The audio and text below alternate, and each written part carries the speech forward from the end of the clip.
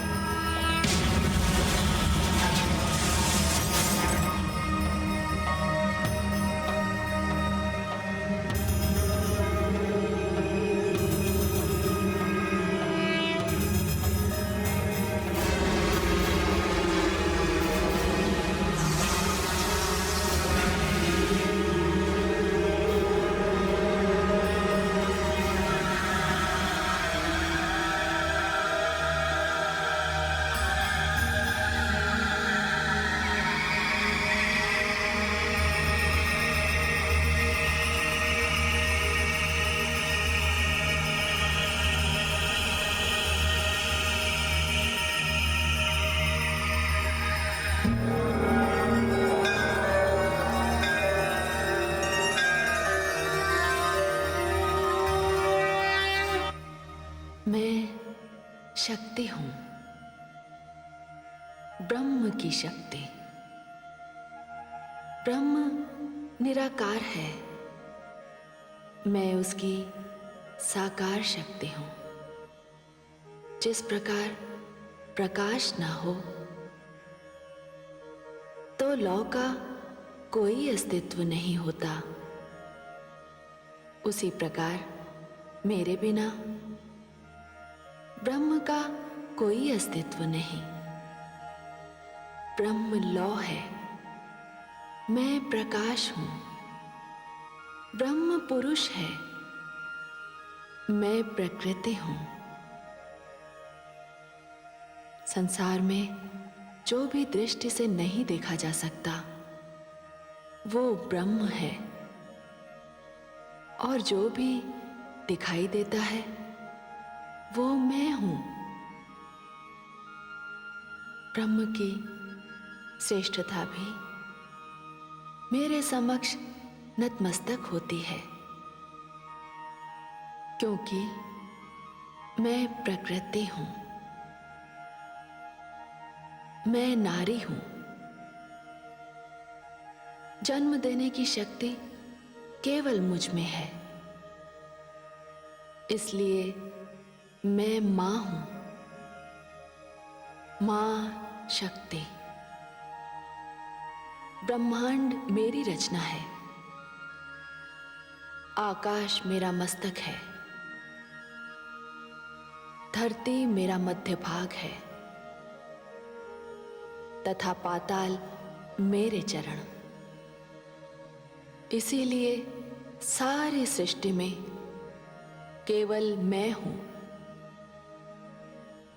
मेरी ही इच्छा से शिशु माता के गर्भ में आता है, मैं ही उस शिशु में प्राण डालती हूं। मेरी ही कृपा से वो श्वास लेता है, और जब वो इस धरती पर आता है और अपने नेत्र खोलता है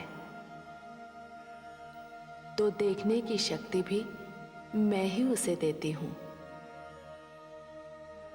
क्योंकि नेत्रों में ज्योति भी मैं ही हूं। मैं अपनी इच्छा से एक से अनेक बनती हूं, और जिस दिन मेरी इच्छा होती है मैं सारी सृष्टि को समेट लेती हूं।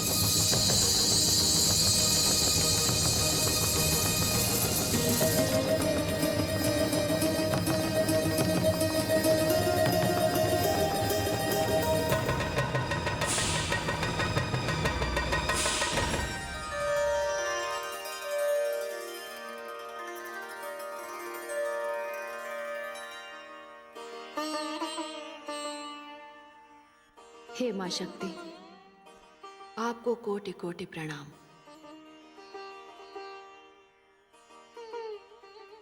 आपने मुझे अस्तित्व दिया, मेरी रचना की, रूप और आकार दिया। अब आप मुझे परिचय भी प्रदान कीजिए। हे कंचन वर्णे, आप महालक्ष्मी हैं। आप ऐश्वर्य, वैभव, धन एवं संपत्ति की देवी हैं। हे आदिशक्ति, मुझे भी बताइए कि मैं कौन हूं, मेरी रचना का कारण क्या है। हे गौरवर्णे, आप महासरस्वती हैं। विद्या, बुद्धि, ज्ञान और कला आपके अधीन है।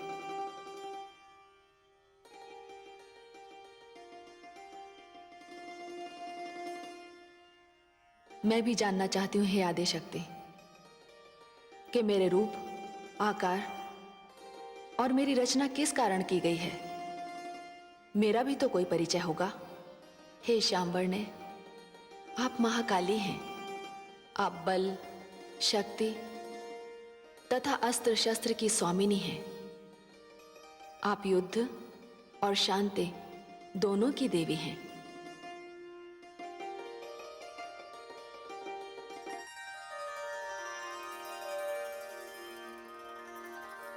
हे महादेवियों, मैंने आपका परिचय तो दे दिया, अब ये भी जान लीजिए आगे आपको क्या करना है। आप तीनों प्रकृति स्वरूपा हैं। प्रकृति अर्थात शक्ति। ब्रह्म पुरुष है। पुरुष और नारी के सहयोग के बिना सृष्टि की रचना असंभव है। अब आप रचना का कार्य आरंभ कीजिए।